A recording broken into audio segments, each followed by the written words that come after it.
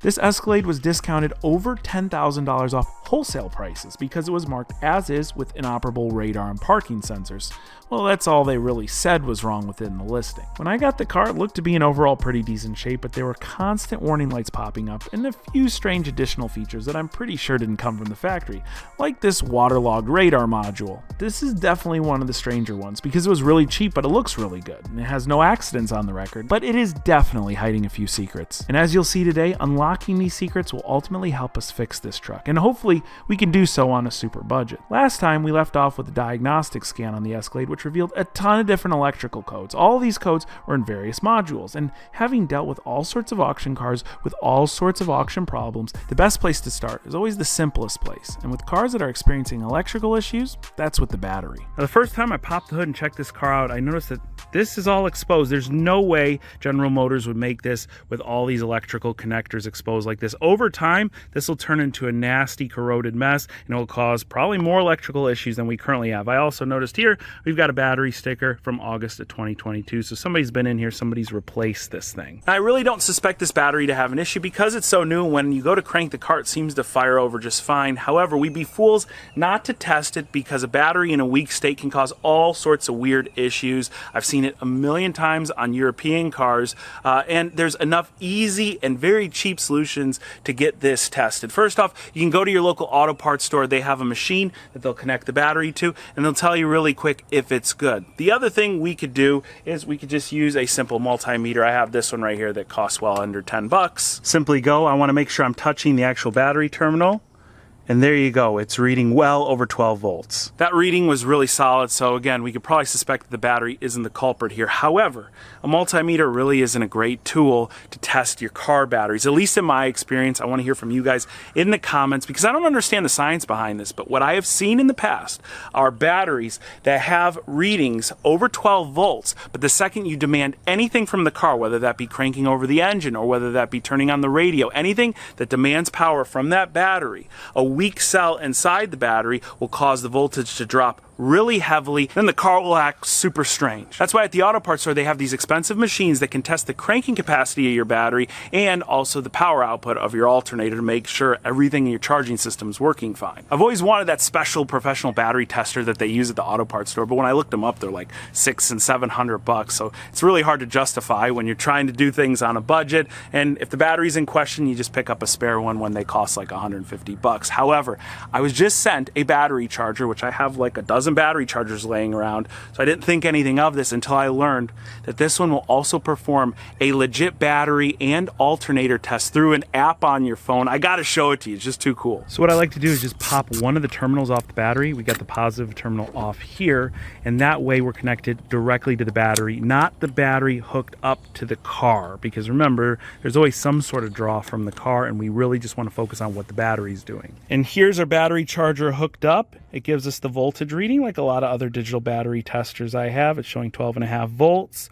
And this one's really cool because besides it just doing all the 12 and 6 volt batteries that you have, it'll actually do a lithium ion battery that's like on a McLaren. That's a pretty rare feature in a, let's call it budget battery charger. But this is the coolest part. You see it's blinking right here, BT, that's Bluetooth. That means it's ready to be synced to the app on our phone. All right, I'm gonna pop up on the screen here everything I'm seeing on my phone, but here we are in the app for this battery charger. It says it's connected. We're gonna hit testing options, and then I'm going to do a battery test first. This is a regular flooded battery, not an AGM. AGM is what you see in most European cars. As a matter of fact, this probably came with an AGM from the dealer. Let's see here. We're going to select CCA. That means cold cranking amps. That's what we wanted to rate it in. And as far as how many this battery is rated for, let me go look really quick. So I pulled this all out of the way to look, and I don't see any sort of CCA or cold cranking amp rating. These are usually pretty clearly marked at the top of batteries, but this one isn't showing us anything, so we're going to have to rely on the tester to tell us what it is. All right, so since we don't know how many cold cranking amps this battery is, we want it to be a minimum of at least like 700, so we'll say 700, and then we'll go next. And this is gonna test it real quick and tell us how many it's really putting out. Now 650 cold cranking amps tells us that this battery is operating as intended. It'll be fine to continue to diagnose the car with it, even though this Escalade probably came from the factory with a much larger battery. Anyway, I found a technical service bulletin that references a lot of the same issues we're having with the parking sensors and the faults we've got on the dashboard. And one of the first instructions it tells us to do is a voltage drop test, which tests the voltage when you crank the engine. And the easiest way to do this, for me at least, is with this battery charger, because it also has a cranking test built into the app. So all I got to do is hit cranking test, and then it tells us to turn off all electronics and start the vehicle. But before we do, General Motors wants us to perform this cranking test without any fuel running to the car. So right here, number 25 is our fuel pump power module, which is this little tiny 30 amp guy right here. Let's go ahead and pull this one out. We can verify by starting the car. Let's make sure it's completely out of fuel before we try our voltage drop test. Should run for a little bit and then die out. Yep, see? Right there. So we have no fuel in the system.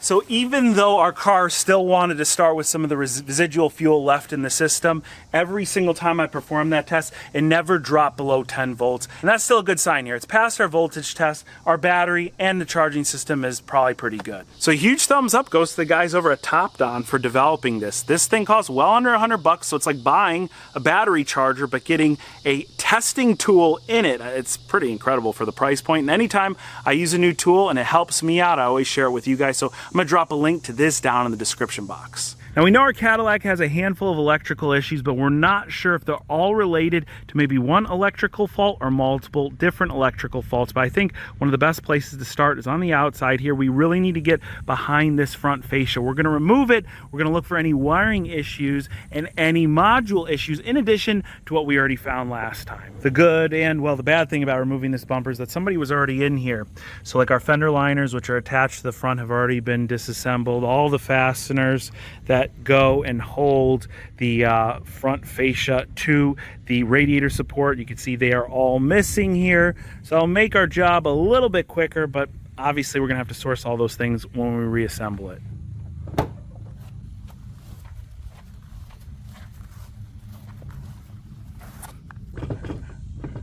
There we go.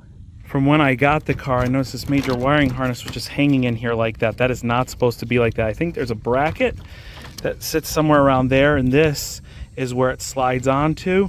Either way, it needs to be disconnected before we remove the front bumper. At the same time, we'll just take a quick look. It looks pretty nice to me. Oh, there it comes. Wow, this was hardly even on there. Just a couple screws really holding it in place. That might have been the easiest front bumper removal ever, and we've already found a few little Easter eggs, but it's all seeming like what we kind of expected it to be. You notice the overspray on either side headlight. Remember, we suspected that this was in kind of a fender bender and someone just did a quick spray job of the bumper with it still on the car. That overspray pretty much confirms that, but in anything more than a fender bender, all this plastic here, this big plastic shroud, the active grille shutter, stuff like that just gets trashed. This all looks original to me based on kind of the dirt that's on it, and it's all in really nice shape. So far, it's still pretty good. I went under here, look for any bent brackets, anything that looked like it was bent, and put back in place. And again, everything just looks kind of the way you'd suspect it to look for a 30,000 mile car that lived part of its life up north. However, there are some pretty notable things wrong with our front bumper. Now, last time we figured out that this module was sitting in the wrong place. It should be sitting in a cage right here, like the cage that exists for this module that we've pulled out of the car because it was waterlogged. It was broken off, again, probably in the accident. And well, I've got the replacement part here, but we don't want to jump ahead too far. I kind of took a look at everything around here, and you notice this right here, this corner sensor. It's not even plugged in, nor is the one over here. And then I took a closer look at the one over here, and you could see it was just battered a little bit. Let's pull this out of place. That came out way too easy. And yeah, it's smashed. Okay, so this is destroyed, but the bigger question is, where does it plug into? It's only a 3-pin connector, so likely running off of one of these major harnesses here, we'll find a spot where something was ripped out of place. Damaged wiring harnesses are super common in accidents, and we already found a few cracked connectors on this one, but what we're looking for is any ripped off wires where those corner sensors would be. And I looked everywhere and didn't find anything obvious, so I went online and started looking at bumper assemblies for this car to see if I could find where the problem area is. What I did find was one common theme. Not a single 2015 Escalade had corner sensors in its bumper. The bumper on our car has 6 sensors. Every other car I found has 4. I went back to the bumper and started looking closer at the details, and what I found was really strange. This car has some weird story. For all we know, it could be one of those stories that sounds really bad, but I need this one to become our new daily driver, so I searched some more and came across something that will sound amazing to you guys, and those are these Raycon everyday earbuds. These little guys are ultimately customizable, from their optimized gel tips to their 3 sound profiles, which you can easily shift through on the fly by just holding the button on the side of your earbud, and it'll get you the best sound possible out of your tunes. My favorite mode is the bass mode, which adds that extra pop to the rap that I listen to. Once you start using your Raycons, you'll totally get why they've dubbed these the everyday earbuds. They'll become your everyday companion with 8 hours of battery life and 32 hours total with the included wireless charging case. Whether you're on a long business conference call or deep in the engine bay of a Cutlass Sierra jamming out to some tunes, you never really have to worry about them running out of juice. And to think that these cost like 50% less than other boutique brand earbuds on the market, it just makes them an insane value. But to get an even sweeter deal, head on over to buyraycon.com/samcrack or just hit that link in the description box. When you do, you're going to get an additional 15% off your order at Raycon. It's no wonder Raycon has over 50,000 5-star reviews. Again, that's at buyraycon, RAYCON.com/samcrack. So the only stickers that were original to the bumper itself, when I say the bumper, I mean everything excluding the assembly, none of the sensors, the modules or anything, are pretty worn. This one here is also worn. This one, it says CAD front black. Okay, I don't know what that means, but if you do look close, there's a date of 2018 on there. The ballast and the light modules have dates of 2017 on them. Same thing with the opposite side. But I think the dead giveaway here that tells us this was probably an assembly purchased off a wrecked car or a spare car is the fact that the grille has a tag for a platinum trim. This is not a platinum trim. I think they call this a premium trim. The platinum is one step above. So this bumper assembly is off an entirely different car. So that explains the corner sensors. They really don't matter in our case, so we'll just keep them in as placeholders. But one of our mounts is loose on the bumper, causing a lot of play in the sensor itself, so we really need to get that straight before we can continue. Now, when it comes to plastic repair, specifically on bumpers, I've used a lot of different things. I've used that little like soldering iron thing that they sell at the bargain tools store. I've used that little air wand, and I've never experienced anything as good as this right here, the hot stapler by Eastwood. This is totally not sponsored. This is just the best tool in the world when it comes to what we're about to do. What I have here is a 2-part plastic bonding epoxy, and I literally just need that much of it, hardly any. The real fix is going to come with our plastic weld. All right, check this out. Button on the side here, and then it's already getting really hot. We're going to do a couple of these. You can see it's already melting right through. And you got to stick it there for a second because it's obviously really hot and you want it to stay in the plastic. And then you pull out like that. And right there, look. Just one hot staple and we fixed a lot of that play. This was heated through induction, so when I'm touching this, it doesn't burn your finger or anything. Go ahead, I got another staple here. Just push this in all the way. Once it's hot, you can already see the smoke coming off of it. We just need to sink it in just enough. You don't want to go through the front of the bumper. Wait probably about 10-15 seconds. And there you go. 2 reinforcements there, and this is really stable now. We have a few other problems in this area that is shutting down our entire front radar system. When I scanned the car before, we got a really unique diagnostic trouble code, and it was for the front left corner sensor. It said that an incorrect component was installed. I pulled all 4 of the front sensors to see if they were identical part, and how crazy is this? 3 of the 4 sensors have the same exact part number, but the 4th, the front left corner sensor, has a ton of silver overspray on it, to the point where all the markings are covered. I even tried to use a little bit of paint paint stripper on this, and well, it wasn't effective. So what must have happened here is that when the bumpers were swapped, some of the old components came over clearly like our original wiring harness, and some of the new parts stayed, like the corner sensors and maybe our sensor with the silver overspray. Remember that service bulletin I referenced earlier? Funny enough, it has to do with the front bumper's wiring harness and driver assist system. So even though this car clearly had some sort of accident, these cars from the factory had common issues with these parts in the first place. Basically, the bulletin mentions that the wiring harness can rub up against the frame of the car, chafing some of the wires and causing the system to go haywire. First off, they suggest a voltage drop test to make sure your battery and wiring is good, which we obviously did earlier, and then they suggest splitting the wiring harness on the passenger side and inspecting the wires themselves. This is the specific section of wiring that the TSB tells you to pull back, and I inspected all these pretty closely. They all look really good, and another trick to try and find a break or a kink in a wire is to take your nail and just run it down gently. You don't have to put a lot of pressure, and if it stops somewhere, that's abnormal. So this yellow guy right here, you see that nice kink in it? When I ran my finger down this one, it definitely got caught also on one of these purple ones here. But if you look really close, it's one of these darker wires over on the side. There's a little split in the shielding and a little exposed wire. Let me see if I can get a better look. It's one of the smaller wires in this set, and there you go. There's where a little bit of exposed wire is. Now, could that lead to a short? Absolutely.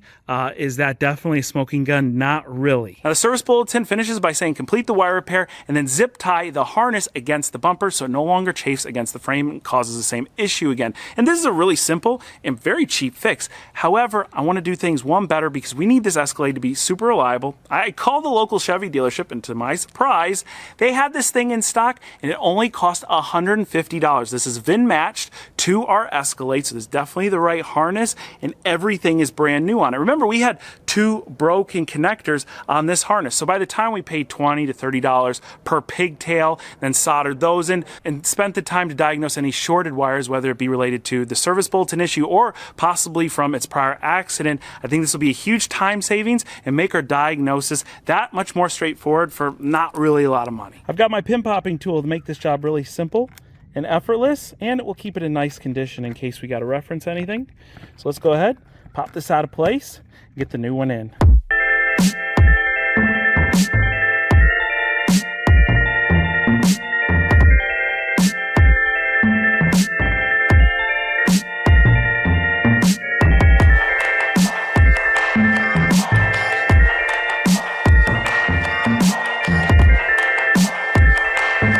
We've got our brand new wiring harness mounted. We've got that module floating there. Everything is plugged in except for our one receiver module. Remember, ours got waterlogged.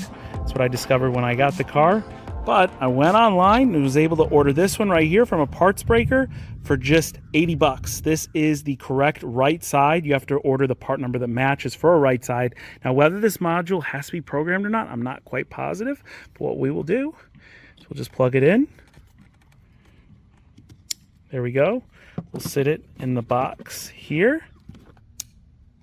Now this bumper weighs quite a bit, so if I don't have to mount it on the car, I don't want to. I don't know how that's going to affect the actual front sensors, but like I said, everything's plugged in except for potentially one wrong sensor. Now we're just going to hook up our main harness to the receiver here in the car. We'll fire it up, see if any of our lights change, and see if any of those codes go away. So our first test wasn't really successful. When I got in the car and started it up, I still had a warning light for service driver assist. The parking sensor button was inoperable. You touch it and it would not activate the system. So the system was still shut off. I did a scan of all the trouble codes, and this time less codes showed up, but different codes showed up. It was really strange, and I don't want to get too convoluted here, but I found another service bulletin related to false positive codes. What I did here is I shut everything off and I've regrouped a few things here. Let me show you exactly what I'm talking about.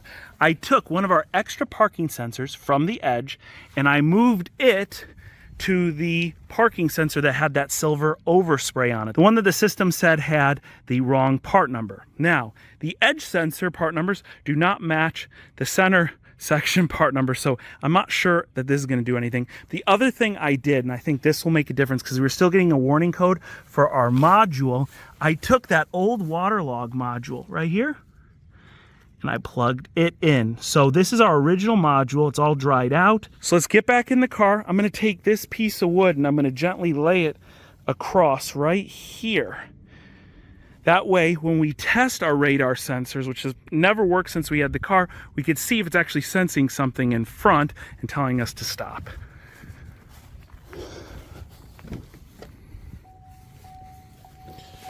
All right, here we go. Foot on the brake. Now, we could have a slew of different codes. I noticed a check engine light on, probably because we pulled that fuel pump fuse. Oh, it maybe has turned itself off at this point. It's telling us we need to open, then close the passenger window. That's a new one. It's also telling us about the seat belt, but I have not seen service driver assist. And check this out, look. It says our parking sensors are working. I'm gonna go to drive. There you go, look at that. Our parking sensors are all online. Here, let's go into reverse. We're pretty close to the barn. I think it should beep. Yep. You see that? There's a warning light. There was a couple little beeps, but I obviously don't want to move the car because the front bumper is still hanging pretty loose up there. Underneath its Cadillac skin, this thing is just a basic Chevrolet truck, but you can see all these added safety features, modules, and sensors can complicate a simple Chevy truck. And after we uncovered this service bulletin, I found 3 or 4 more pertaining to other electrical systems in this car, and they kind of blew my mind. While the resolutions were provided in these service bulletins, I just wonder what the first people that encountered these issues went through to actually figure out what in the heck was going on here. If it wasn't for Mike sending us the service bulletin on that bumper harness, well, it would have taken me a long time to figure out. Because overall, even though we had those few little crack connectors, that sort of stuff happens, and repairing those is super easy. There's nothing that I saw that it would cause me to actually open the thing up with a razor blade and check the condition of the internal wires. So far, we're making awesome progress on this, and $150 in, we fixed our major issue, the front driver assist system. Everything is back online, and so I'm thrilled for that. So far, I've spent $150 on that harness, and I spent another $80 on that spare module, which might or might not get returned because clearly it's not playing nice with the car. We'll figure that out shortly, but we got to move into the interior, figure out why our seatbelt warning is coming on, and also why the steering wheel lights are going on. And oh yeah, we got to install our new suspension components, hopefully tighten up the front end of this thing. As long as the interior doesn't throw us any $1,000 curveballs, we could fix this car under like $500 or $600. All the little trim pieces that are missing under the hood amount to maybe $100 in total. The nice thing is, like I said, this is a Chevrolet truck, and the parts prices reflect that. They are extremely inexpensive and pretty readily available. Now, usually I don't go this in-depth in videos, so when it comes to electrical diagnosis, I get a little bit technical. If you guys enjoy that, make sure you hit that like button. Let me know what you think in the comments. Sometimes I like to skip through some of the smaller stuff, but I found this to be pretty important to show you guys how we nailed down our issue here and got the radar system operable again in our Escalade. If you always want to be updated when I'm releasing one of these videos, make sure you're subscribed to the channel and following me on Instagram, where I provide updates to the project cars like the Escalade before anything goes live here on YouTube. Guys, I want to thank each and every one of you for watching today, and I'll catch you very soon.